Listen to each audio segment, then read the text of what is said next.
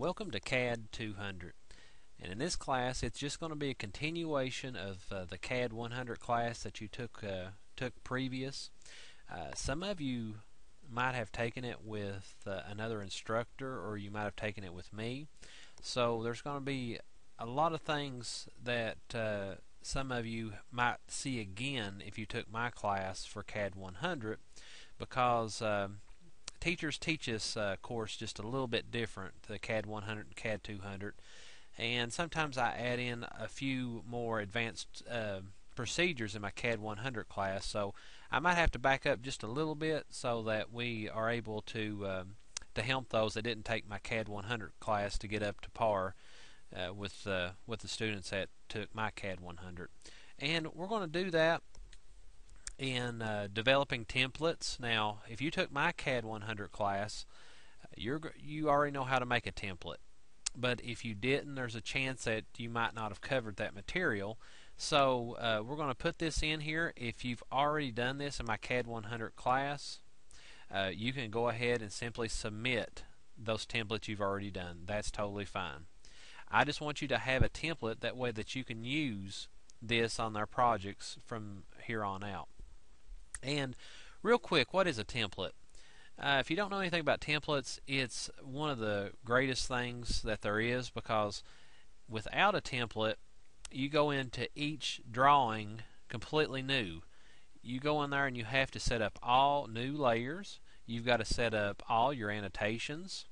You've got to go in there and you've got to set up your text styles, and you've got to set multi-leaders, and you've got to go into your layouts and completely set up all that for your sheets. So it can be pretty redundant, and again, time is money in this industry, and when you're in the field working, definitely use templates, because that eliminates a lot of this excess time that it would take you just to get everything set up. So we're going to do that right now, and you're looking at the screen in front of you, and this is just announcements in CAD 200. I'm going to simply click on weekly task, and we're going to go to week 1. Now remember, in this class, everything is due, if it's in week 1, all the tasks are due by the end of the week at Sunday by midnight. Okay? So make sure you get these things done. That way we don't get behind. Alright, in here you're seeing this, developing templates.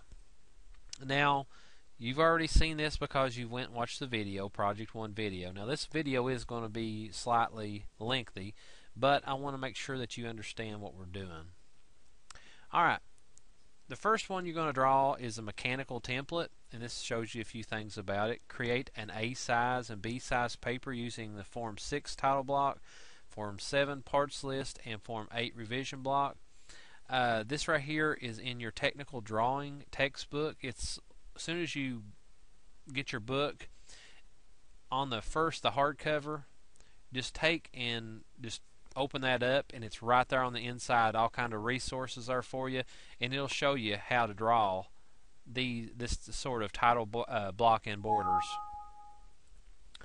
And also, the layers include standard layers according to alphabet lines. Now, on that, I've got that set up just a little bit different. Don't worry about this on page 29. Actually, I've got a layers JPEG right here. Click on it, and here is the layers I want you to put into this drawing. And I'm sure everybody has used layers, even if you didn't take my class. So here's all the layers. And these are the ones I want you to add. Okay? So never mind this number 2 here. I need to take that out. Set up with decimal units. What you want to do here is units would be decimal, and of course limits. We're going to make it 50 inches by 50 inches. We can change that at any time. We're going to set up our text. We're going to use 1/8 inch title box and note, 1/4 inch title box and text, and you can use Arial or Times New Roman, and of course use the annotative. Now, if you've not ever dealt with annotative scale, we're going to talk about that in this project 1 lesson. We're going to set up our dimensions. We're going to set multi-leaders, we're going to create layers, and then we're going to set up the layouts in paper space. And then of course we're going to save this as a mechanical template.dwt instead of a .dwg, which is a drawing. DWT is a drawing template.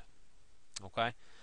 Now that's the first one. It's going to be a mechanical. The second one's going to be an architectural, and it goes through and shows you the same steps. And again, on this one, the only thing about the architectural, like this one, you have inside your book, you're getting the title box and the borders and all that. It shows you exactly the dimensions for those. This one, you've actually got a PDF, you've got an ArcC and an ArcD that actually shows you exactly the measurements, and I'll open one of those and just briefly and show you this. When you open this up, you can see this is how I want the paper set up, and you can zoom in and out and move it about. That way you can see exactly what the measurements are on this to be able to draw this in your paper space. Okay?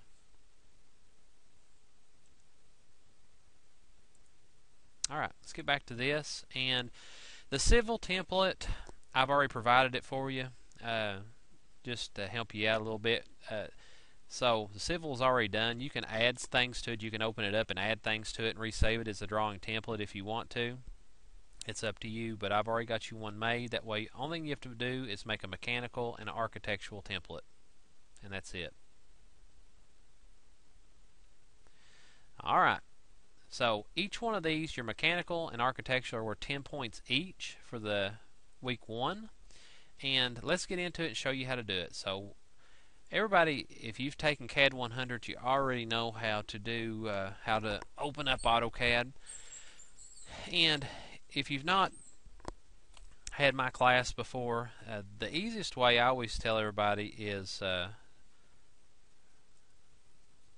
basically go in here and type in startup, and when you do that, press number 1, enter. I'm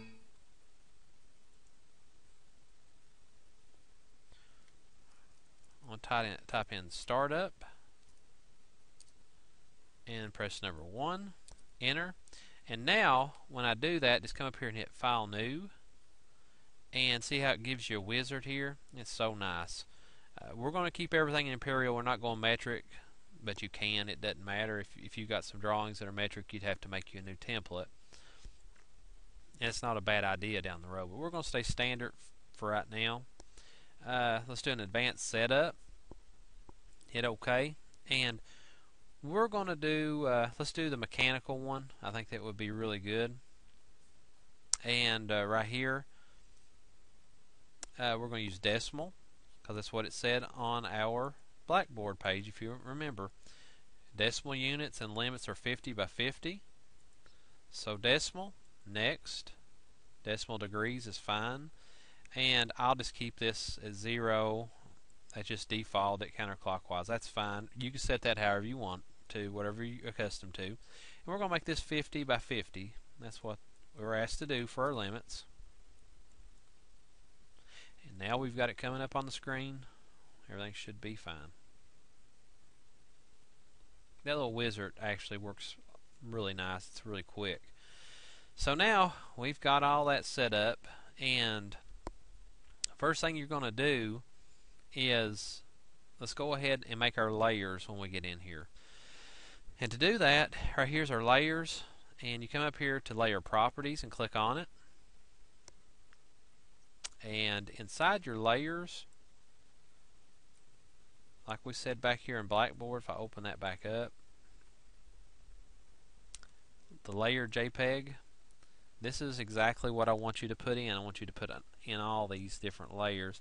Not too worried about the construction lines. I don't use those very much. But I do want you to make sure, just go ahead and put it in there, but I want to start with object line and hidden line. And of course, remember, in ANSI, American National Standards Institute, there are specific line types and line weights for these different lines, and to meet those standards, we've got to follow this. So I'm going to start out with this objective line. Now the color, whatever color you want to put it, blue, cayenne, red, whatever. It doesn't matter to me. But this is ones that they're preferring for you to use. And I'm going to go ahead, go back to AutoCAD, and I want to start out making my object line. So I'm going to come up here to New Layer and type in Object Line. You can cap that or whatever you want to do. They were using blue, so all thing you got to do is click on that, come down here to blue, or you can use. They got tons of different colors. You can mess around with that, or you could have picked a different type of blue. That was just easy to find. Now line type for this continuous means it doesn't have any breaks in it. It's just a straight line. That's what an object line is. The default weight is usually is around a 0.6, but let me go back in there and take a look and see what our notes say. 0.6 millimeter. So we'll just go back in there and find 0.6 millimeter. Strange that we got this set on standard units, and we're still, and when we do this line types, we're defaulted to millimeter. Just the way it is. So we clicked on that. We're good shape. So there's one of them in. Come in here and hit New again. I want to do a hidden line this time. Hidden line. I can change it to whatever color I want to. I can go with it with a yellow or something. That's just going to be up to you. There's no specifics color. But right here, the line type there is. And a hidden line type, there's not one loaded here, so we got to load it in. So let's go in here and find us one.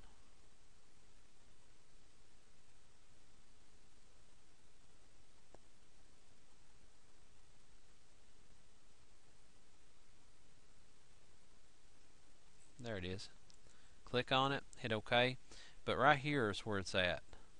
You got to click on that and then hit OK. See how it changed it to hidden? And also a hidden line is a 0.3 millimeter. So we come back in here, click on this and change it to a 0.3 millimeter. OK, change that. And then I want you to go ahead and go through there and put all your layers in, and that will take care of all of that. Now I'm just going to, instead of closing it, I'm just going to auto hide it. Put it over there. Let's kind of hide it right over there just a little bit more. Auto hide it. It's really handy if I want to click on it again and work on it. Keep from having to come up here and click on it. So after you get all your layers in, they're all right here. Okay. Now I want to set up some more things. If I go back into Blackboard, we got this done. And actually, I skipped some steps. I put my layers in. But I want to set up my text. Now, to set up text, you do it just like this. Come here and click on your Annotate tab. And basically, when you do that, of course, you have multi-line text, single text to use. And you should have done that in your CAD 100. But I want to come over here and click this little down arrow. It's called the text style. And I want to make myself some different types of text styles. To do that, you already have annotative and standard. Now, my class, I'll go ahead and I'll show you the difference between those two in CAD 100. You might not have had that in CAD 100 with some of my other colleagues, but I always use everything in annotative. It's so much easier because whenever you draw something on this screen, you're drawing it just like it's in the real world. Alright? So if you've got a house, let's say for instance, and it's 100 feet long, it's a huge house, 100 feet by 50 foot wide.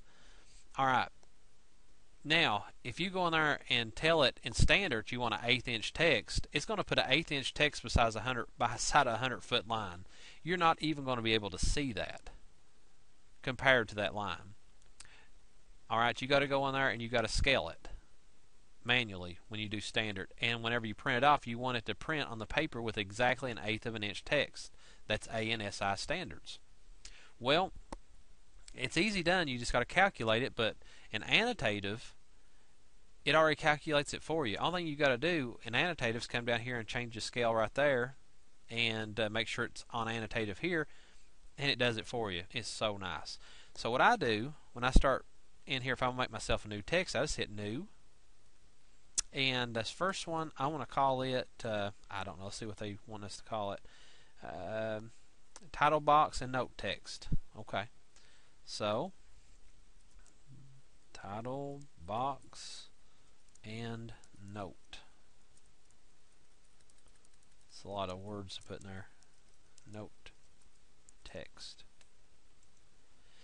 And you see how it puts it in here? And see how it's got the annotative symbol, just like this one? You see that? These two are already given to you, but I made my own. And the reason why on this one, see, this is how you turn annotative on and off. See how I turned that off? It goes to standard. If you turn it on, it goes to annotative. You want to leave that on. Paper text height is going to be 0.125 inch, and I want to change this to Times New Roman or Arial. It doesn't matter. Either one of them's fine. Alright. And so that one's set. And then it wanted me to make another one. New. Yes, we wanted to save our changes. We're making a new one, and we're going to call it, I think it's title box again. I think it's larger letters.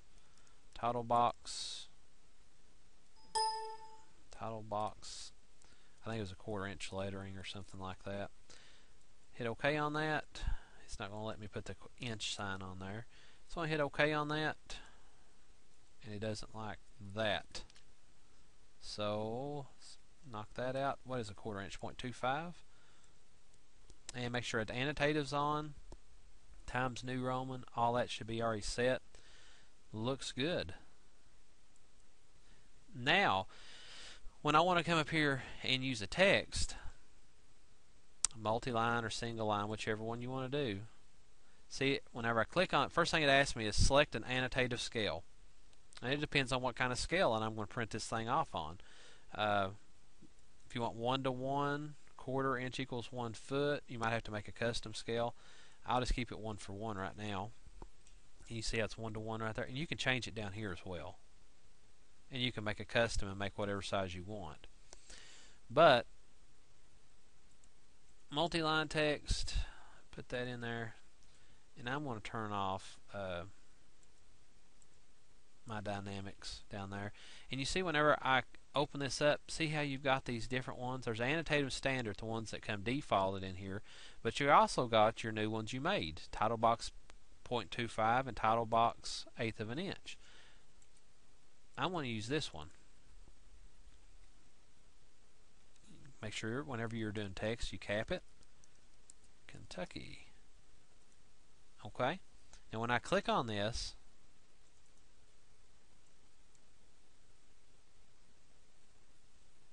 you see how it's using the title box? I can switch that and do my 1/4 inch. But you got to highlight it. Switch to my 1/4. Should be able to.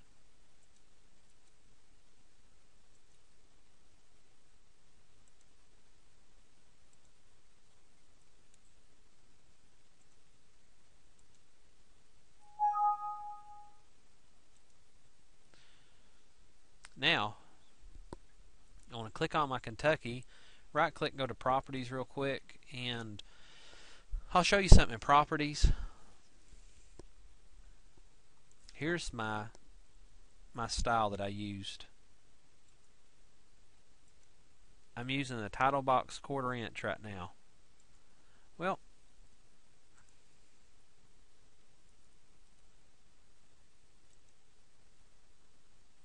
the problem of it is, you know what the reason this is not changing from the 1/8 of an inch? I've been sitting here clicking on this thing, and when I go up here, I've been clicking on this one and back. This thing should change. It's not. The reason it's not changing is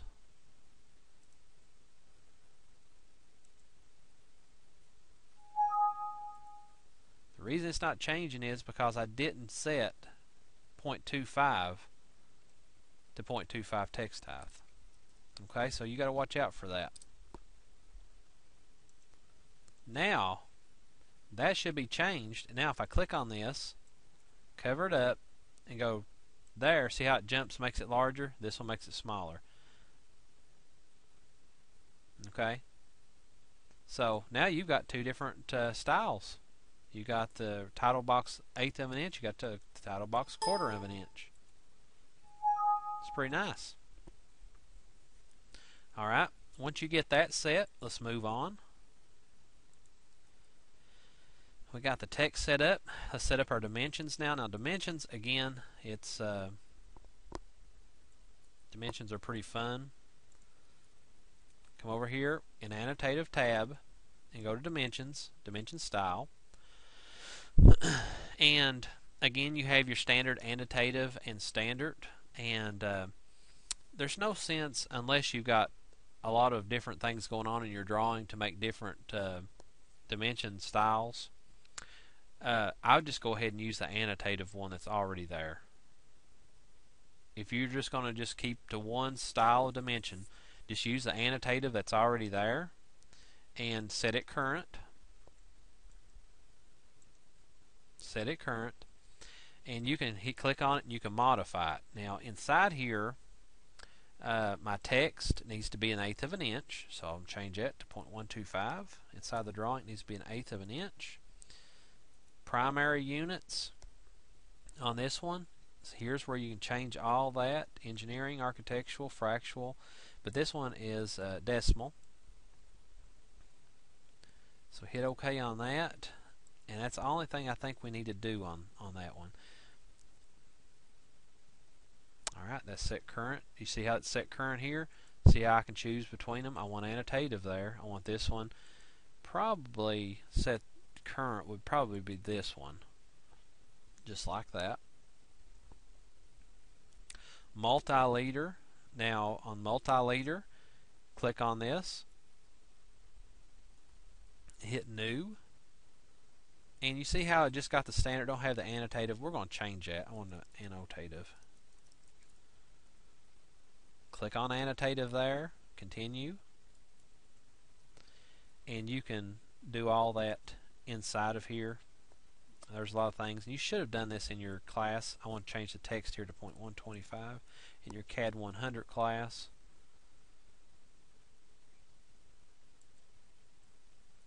Let's modify some more. Text style, I want to use this title box and note text 1/8 of an inch. Be perfect.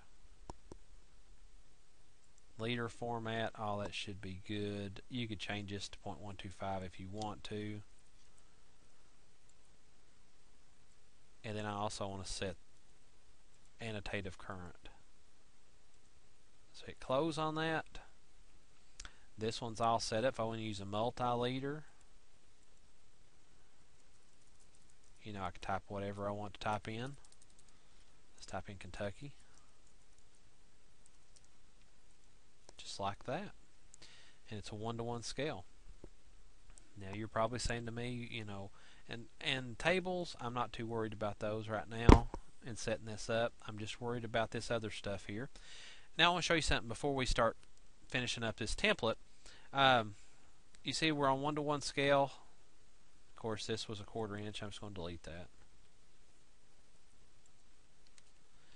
When you're doing annotative, and let's say we'll go to I want a 1-to-2 scale, half scale. Customize, add. All you do is right here 1:2. This doesn't matter. This is just what you're visualizing. This right here matters. Be 1. This over here would be 2. Okay. So hit OK on that. I want to change this annotative scale to 1:2, and I'll show you the difference. Hit multi-leader, and we put this in. Type in Kentucky. Do you see how much larger? Not only the text, but also the leader itself and the arrow. Because on our print, when this prints out, it's going to print out at half scale. Okay? So at half scale, this is going to have to be larger whenever it prints to make it look like, to make it actually 1/8 of an inch. So if I print this at half scale, it's going to be perfectly 1/8 of an inch. If I print this one at 1:1, it's going to be perfectly 1/8 of an inch whenever you print. And we'll show you a little bit more of that a little bit later. But if you did all this in standard, you'd have to manually go in there and tell it to what to do. A lot of people think you could take standard and just go in there and change the text height to make the text just a little bit bigger, and it works. Well, it will work. It'll make your text larger, but it won't make your arrow and everything else proportional. It'll still be real small or too large. So keep that in mind. So delete both of those off. We've got all that set up now. Now let's go to Internet. Let's go back to this and look. Alright, now we're ready to go into our layouts and set those up. Now, of course, like I told you, get into your textbook. On that first page when you open it up, it'll have all this information in there. Right here, you see where you got layouts? You got layout 1, layout. Those are just defaulted on here. What I always do, I always like to rename them. And there's different ways of doing this. And see, right here's model where you draw, layout. When you get in here, you also got what's called paper space. Make sure it's on paper, and make sure you're in layout 1. Now, you can also come up here to layout, and it's got all the same stuff in it. And you can go in here and do quite a bit. I want to move this down just a fuzz so it's out of my hair.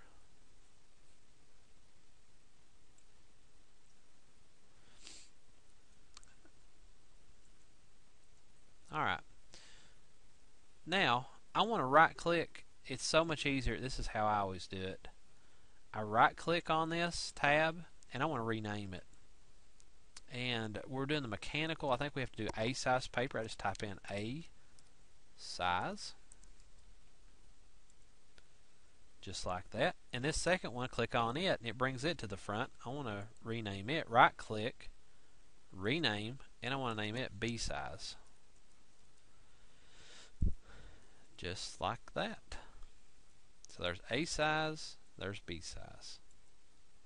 Okay, you got both of them. And this one here, I can't stand something not be right. Rename B size. Alright, now if you're confused about the different sizes of paper, now this is in your textbook on chapter 2. You can go back and review some of that. A size is 8.5 by 11, and then B size is 11 by 17.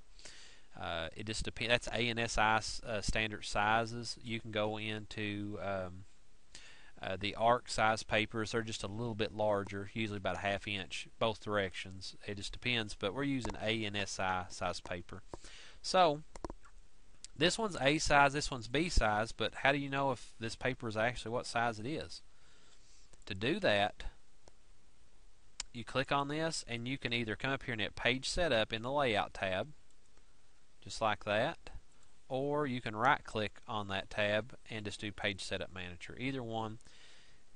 A size is what I want to work on, so hit Modify, and I tell it exactly what I want to print to, and I want to set this one up on this printer. This one I've got my lab, and also I want to go ahead and find the exact size paper.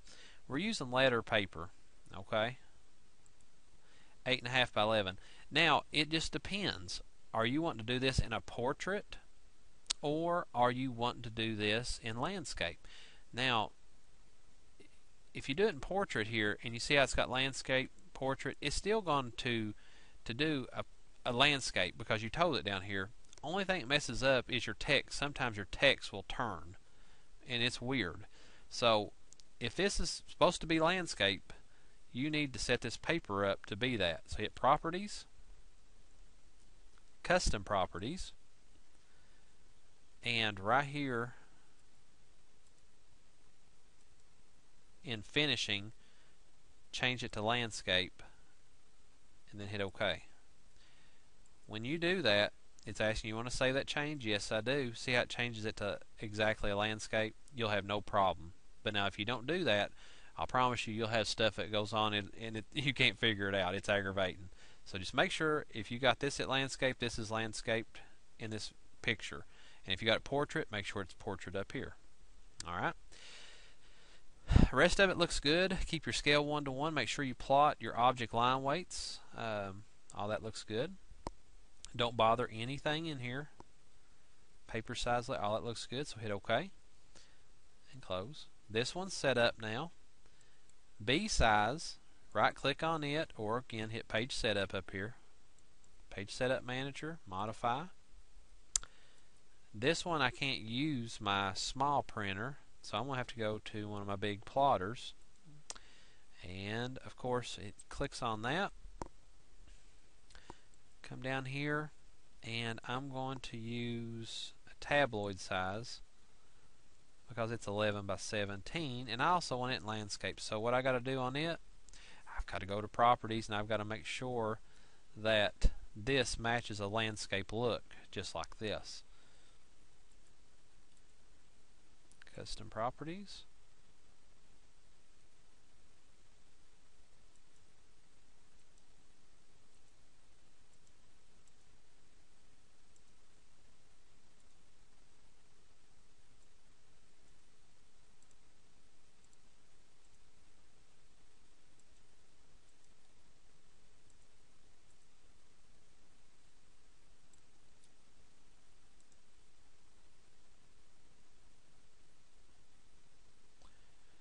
Landscape.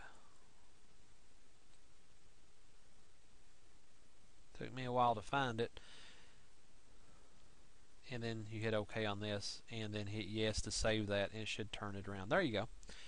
And now all that set again. Make sure this is on, this is on, this is on. Perfect.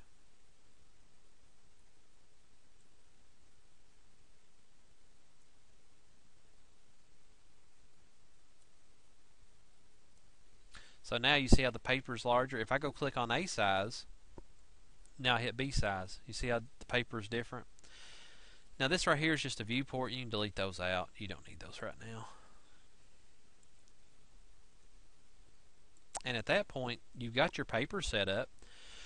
Now it's time to go in and draw your borders and your title box. And basically all you do, make sure you're in paper space, and I'm in A size right now. What I do is come back up to home, and you want to select your layer. And I didn't make all mine, but I'll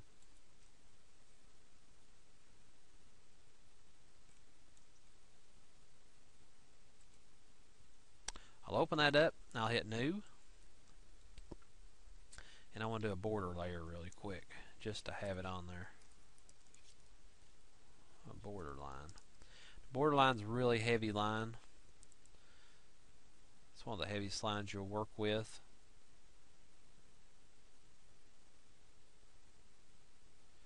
.2 millimeter. And they're calling it a title box. I call it a border. It's all the same. And it's a continuous line. It's just really heavy. That goes around the drawing. Alright, I want to set that current by clicking on this, or you can come up here and click on this, and like borderline, you click on it, and then you could hit make object layer current. Now I'm just going to go in here and draw, and the best way to do this is how I do it. I come in here, I eyeball this corner right here. The only thing I did is I come up here and I hit the rectangle command. I clicked on it right there. And now I'm just going to take that line, and I can hit at, do a relative movement, at 11, 8.5, and now it ended right over here. You just can't see it. So now I click on it. I'm going to do myself an offset. I'm going to do a 1/2 inch border, bring it to the inside just like that. So we got our border on there, and again, if you click on your line weight here, it'll show you your line weight. See how much thicker that line is when I turn it on? I'll turn some of these dynamics off. Now I want to come down here and work that title block in, and And like I said, open up your book and it'll have all the dimensions. I'm just going to throw something in there for the time being. Just click on here, and whatever dimension it is, I don't have it in front of me right now. You just type that in, and what I do is click on it, explode it, use that offset command to whatever size it tells you to offset those lines from. See how you can do that now? And it's probably larger than that, to be honest with you, but offset might be 0.5 or something. However much it is, it'll tell you in the book. Put all that stuff in there, get all this set up, and fill it all in with your text. You'll have this one done. Go to B size and do the exact same thing. Click on your rectangle. I always just eyeball it in there again.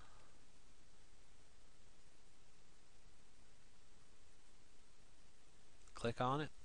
I hit at. And this one's 11 by 17. 17 comes first because it's in X, and then 11 next. Alright. I just do an offset. Usually about 1/2 of an inch is standard. It provides a pretty good looking border around it. And then come down here and just put your title block in. Just draw it in the same way as you did the other one, whatever the measurements are. And if I turn in line weight, I do have line weight on. It's just where you're backing up. Let's go ahead and finish all that up. Now once you get all this stuff completed, all you have to do is come up here now and go Save As, or Save, it doesn't matter, whichever one you want to do. Hit Save, and make sure you put it somewhere where you know where it's at. I'm just going to put this on my desktop, and when you do this, I want to call this a mechanical template. Actually, first change this from a DWG to DWT, and your drawing template is right here, desktop, and I want to call this mechanical, just like that, and hit Save. It's asking you measurement, English or metric. It's English, and I want to save all my layers, so hit OK on that, and there you have it. So now let me show you something. When you go now, and I got to close this one out, of course you'd have everything completed on this. I want to close that out. Now if you were going to start you a new drawing, I hit New. Instead of having to go through and redo that whole process again, you can come up here in your wizard and use a template. Now CAD has a bunch of AutoCAD, they have a bunch of them already defaulted in here that you can use, and if there's something there you like, use it. You know, they've got quite a bit of things in there. But browse, I want to use the one I made. Right there it is, my desktop. There's my mechanical template. Open, and right there it is. So it's got all my layers that I made it and created. If you go to annotate, it's got all this stuff already done, and it's A and B size. Everything would be there that I need to draw, so I don't have to recreate everything. So now you're asking, what happens when I draw on this? Well, when you draw on this and save something, and go in here and hit Save, it doesn't save it as a template, it saves it as a drawing. So it never bothers your template. So save it, you know, in a file, and make sure that you save things in a file where you can find them, because it's going to be very important here in the next couple weeks that you keep up with your drawings, because we're going to use some external references that you'll have to make sure that you know where your files are going. But anyways, when you save it, save, it didn't mess up my template because it saved it as a DWG. So I hit New again, template, browse. I'll use the one I made.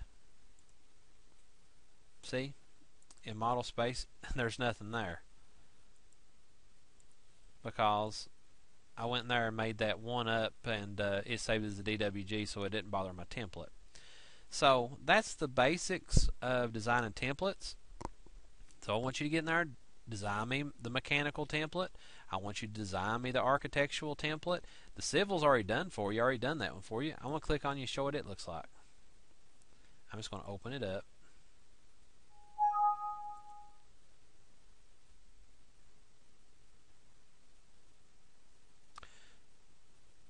Okay, and you see how I've got all these things already in there. This is my civil template, and you'll go and the only thing I've got is B size on here, and right there's my little civil template we put together. It's really, and you can add more to it, and I think you might have to add more to it in another drawing we do here in the next little bit. I think you might have to add another page to it, but it's no big deal. So that will help you, and you go to annotate, and you'll notice all this stuff's already fixed, so you should be in good shape. So if you have any questions, don't hesitate to contact me.